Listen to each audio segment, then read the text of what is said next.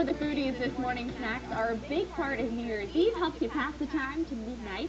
We're here to show you how to get creative with what you serve. Vermont food blogger Nancy Moss has some ideas. Good morning, Nancy. Good morning. Thanks for coming in. Happy holidays to you as well. Thank you. All right. What do we got here? We got some really interesting items on the table. I'm excited for this. Yeah, so looking forward to your New Year's Eve parties and some snacks to put out for them. I came up with a few savory options and one sweet option that we'll share at the next segment. But to start, I thought I would make up some lovely cocktail meatballs to put out at the New Year's party. These are sweet, spicy meatballs. They're made with a blend of spicy Italian sausage and ground chicken. Okay. And then after you bake them up, they get tossed in a glaze made of maple syrup and red pepper jelly. Wow. This is a red pepper jelly. It has a little bit of heat on its own, not too much, but then there's more heat from the spicy sausage in the meatballs too. Okay. So when you're making your meatballs, you said you used the mix of the two meats. Do you use egg or breadcrumbs? I know a lot of people do it differently. Yeah, I do actually. So there's 1 egg and about a cup of panko breadcrumbs in it to help hold everything together and make them a little bit light. Perfect. Yeah, and some seasonings and stuff.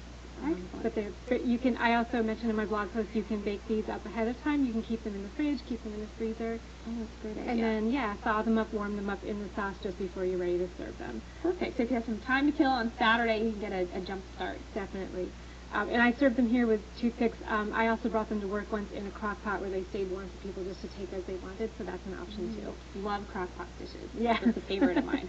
All right, where to next? Let's go to this cheese appetizer. This is a layered cheese appetizer made of a blend of cream cheese and Parmesan cheese with layers of chopped bacon and some pesto. Ooh, look how pretty that is too, all the colors. So very savory, really yummy.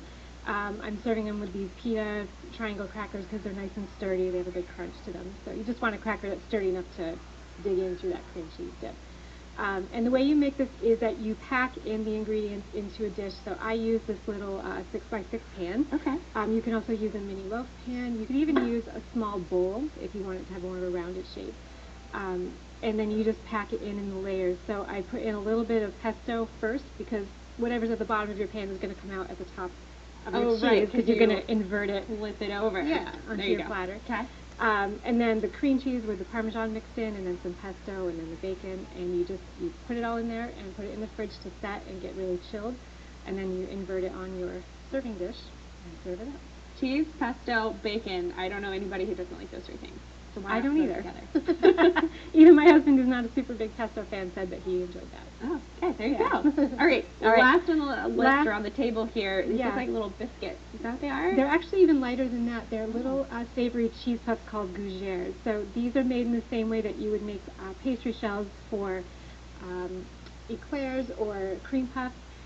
It's a choux pastry that you make, and when you open them up, they're very light inside, almost empty. How cool is that? And they're great just to eat by on their own, just as they are. But if you wanted to fill them, as you can see, there is a space inside, so you could pipe in or fill in a soft flavored cheese or some diced meats, or maybe make a sandwich with the meatballs. Put a meatball in the sandwich. I was actually experimenting with putting cocktail wieners inside these, but then I decided just to bring these as they were.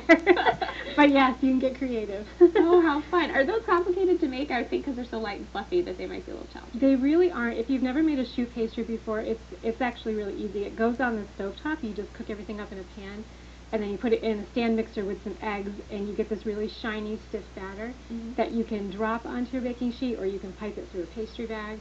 And then they bake up in about 20 minutes, and they just rise and puff up. They're hollow inside. They're fun. They're yummy. All right, and Nancy's not going anywhere. We've got your savory covered. Next, we're going to get your sweet covered. Stay with us.